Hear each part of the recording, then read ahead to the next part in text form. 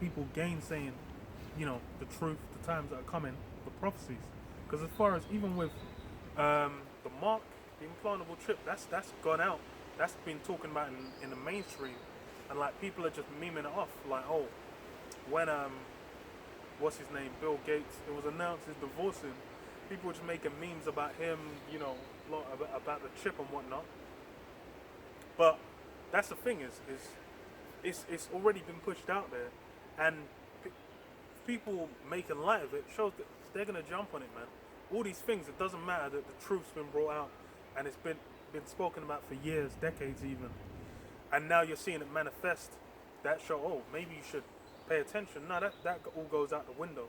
It's all about just continuing to just live among Babylon, man. as in the days of Noah.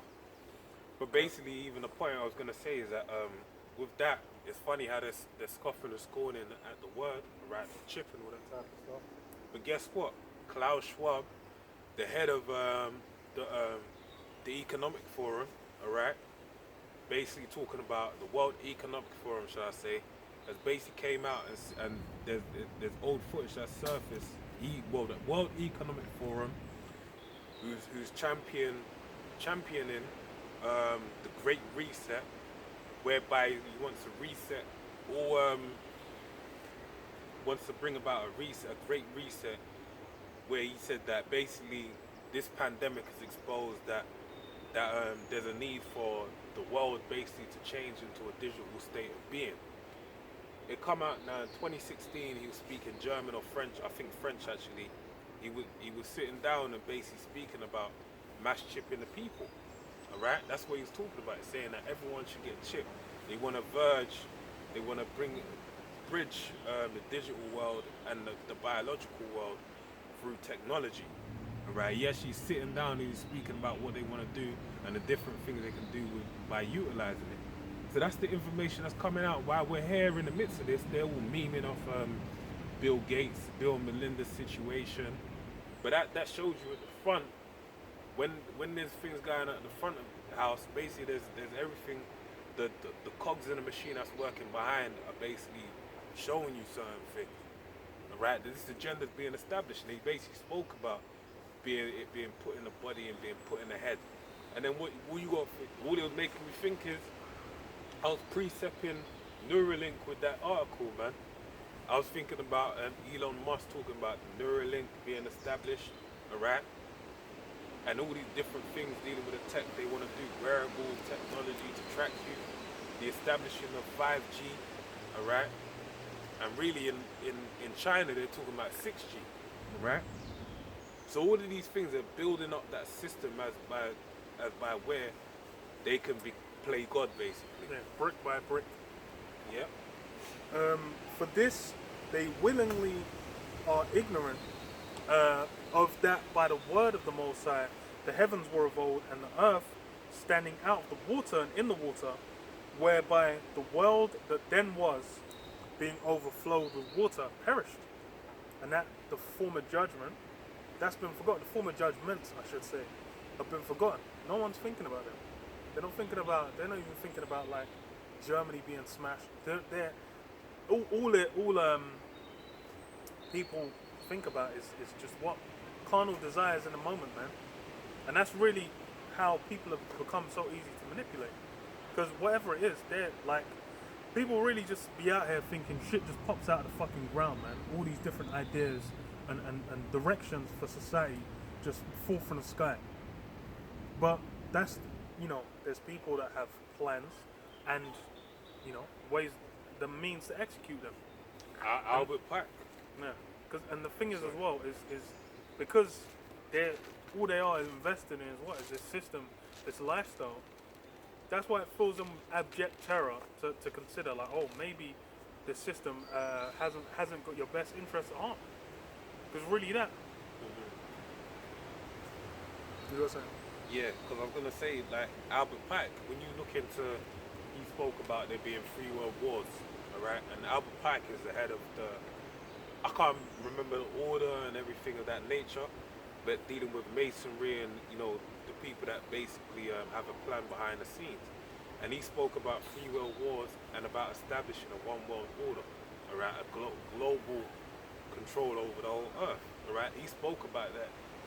If you look at how many, it goes back to the 1800s, and now we're in what, 2020. So this is like 200 or so years in the making. This agenda's been playing out before you. So let me read this. This is Psalm 63. 64 and 1. Hear my voice, O power, in my prayer. Preserve my life from the fear of the enemy. Hide me from the secret counsel of the wicked, from the insurrection of the workers of iniquity, who whet their tongue like a sword, and bend their bows to shoot their arrows, even bitter words, that they may shoot in secret at the perfect. Suddenly do they shoot at him and fear not. They encourage themselves in the evil matter. They commune of laying snares privily. They say, who shall see them? They search out iniquities. Alright? They accomplish a diligent search, both the inward thought of every one of them and the heart is deep. Alright? That's what they're doing. They basically have think tanks where they have and then summit meetings and different things, G7 and G8 and all these different meetings where they bring the great minds together, the great minds, what they call them, together to basically formulate how they're going to go about establishing themselves. Alright? And these are things that they basically do. Micah, the 2nd chapter, goes into it. That they can think about things upon their dead and then upon their bed, and when the morning is light, they go out and execute and manifest those things. Alright? Why? Because it's in their power to do it. They take away fields, they even oppress a man and his heritage. Alright? That's what they do. That's what's in their power. So let me read on. So it says, verse 7, or start from verse 6 again. They search out iniquities, they accomplish a diligent search, both the inward thought of every one of them, and the heart is deep. But the Most High shall shoot at them with an arrow, suddenly shall they be wounded. So they shall make their own tongue to fall upon themselves. All that see them shall flee away. Right? And that's what they're doing. You got something? I still got more. 2 Peter 3 and 7 says this, but the heavens and earth, well, I'll read the 6 again, whereby the world that then was, being overflowed with water, perished. But the heavens and the earth, which are now by the same word, are kept in store, reserved unto fire, against the day of judgment and perdition of ungodly men. Yeah, this present world is reserved unto fire. And the thing is you can see it in the workings, the machinations of that destruction. Because why? Nuclear weapons are still present. The tensions between Iran and the state of Israel, between Russia, China, and the West, that was spoke about one of these summit meetings, like my brother mentioned, G7? I believe they spoke about, the European response to what Russia and China are doing. Yeah. Because why? Because China's been exerting pressure over Taiwan, and Russia's been exerting pressure over the Ukraine. So these things are there working, and that's why, like we mentioned earlier, people don't keep up with the news, they burn out the news. Because why? Dealing with the reality of what's going down, they don't want to address it. This place is crumbling, this place is done. They're here wanting to think like, just, and this is why always, whenever you talk to someone and say, oh yeah, it's not really going to go down for like another 50 years, 100 years, they just want to be able to enjoy their life. Then when they're about to croak, then yeah, it goes. But that's the thing is just because you want that, don't mean that's how it's going to play out. It says, but beloved, be not ignorant of this one thing, but one day is with the Lord as 1,000 years, and 1,000 years as one day. The Lord is not slack concerning his promise, as some men count slackness, but is long-suffering to usward, not willing that any should perish, but that all should come to repentance. But the day of the Lord will come as a thief in the night, in the which the heavens shall pass away with a great noise, and the elements shall melt with fervent heat. The earth also and the works that are therein shall be burned up. Seeing then that all these things shall be dissolved, what manner of persons ought ye to be in all holy conversation and godliness? Yeah, so knowing that all this is going to be burned, the focus is meant to be what? The New Jerusalem. looking to an hasten for the kingdom. We're meant to be looking for the kingdom to come. That's where your thoughts ought to be at. Because if your thoughts ain't meditating on what's to come, then you're gonna get lost in this world. You're gonna get swept away with the destruction. That's why everything. Remember, you can't forget why you came in. Ezekiel 9:4. Basically, you know, it basically was for those that sigh and cry for all the abominations that be done in the midst thereof. So you felt like there was something wrong about this world. But then guess what? When you've come into the faith, you receive the book, you know, you had to eat the roll. And then eating the roll is sweet because you found out, oh, this is the thing I've been looking for. This is the thing that's going to purge or take away the sighing and crying. But guess what? When you digested it, you realize that, wait, we still have to go through this thing. That's why when you read it about some men count slack. How did it word it? Those men count slackness. Yeah. The Lord's long suffering, because it's like, well, Esau's been doing what he's been doing. Yeah. But it's not because the Lord's slack. Like, It's just the judge. It's his word.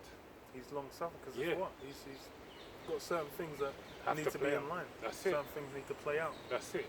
So that's why it becomes bitter, because you understand that even in all the good things that you stand to obtain, that there's still a process. There's still the hour of temptation. There's still the time of Jacob's trouble. There's still having to deal with the alarm clock going off in the morning, or even being subject to payments. You still got to deal with this hell, all right? But then at the end of the day, you always got to remember and hold to seeking the kingdom. What did Yahweh Shai say unto Peter? He even made Peter kind of, like upset, like, man, why are you, saying this to me, Lord? He said, like, Peter, do you love me? Yes, I love thee, Lord. Asked him 3 times, and the third time, like, yo, you know I love you, Lord. But he said, if you love me, feed my sheep, all right? And we come in that same stead as Peter. We've been told the same thing. The harvest is plenteous, it's whack. But they pray that there be more laborers, because, basically there's such an abundance of work to do that we need more people to come in to help. And that's really the elect, all right?